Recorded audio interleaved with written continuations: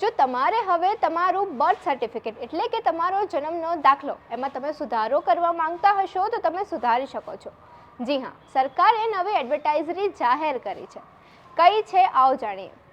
હવે જો તમારું જે બર્થ સર્ટિફિકેટ છે એટલે કે તમારો જન્મનો દાખલો એમાં તમે તમારી જે સરનેમ છે એટલે કે તમારી અટક એ તમે સુધારો કરવા માંગતા હશો તો તમે એ પણ કરાવી શકો છો। આ સાથે જ તમારા નામની આગળ જો તમારે અટક રાખવી હશે તો તમે એ પણ રખાવી શકો છો। આ સાથે જ તમારા નામની પાછળ તમારા માતાનું નામ રાખવું હશે તો તમે એ પણ રખાવી શકશો।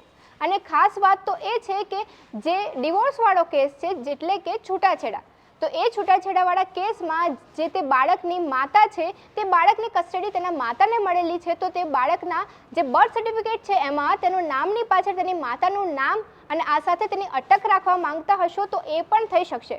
હવે આ બધાની પ્રક્રિયા કઈ છે એ પણ તમને જણાવી દઉં। એની માટે તમારા જે સ્ક્રીન પર આપેલા જેટલા ડોક્યુમેન્ટ છે તમારી પાસે હોવા જરૂરી છે। તો બસ એ ડોક્યુમેન્ટ લઈને તમે જે નજીકની કચેરી છે એટલે કે જે તે જન્મ મરણના ઓફિસ ત્યાં જઈને તમે અપડેટ અથવા તો સુધારો કરાવી શકો છો। તો રાહ કોને જુઓ છો? આ રીલને વધુમાં વધુ શેર કરો અને આવી ઇન્ફોર્મેટિવ રીલ માટે અમારો પેજ ચરિત્રનો અવાજને ફોલો કરો।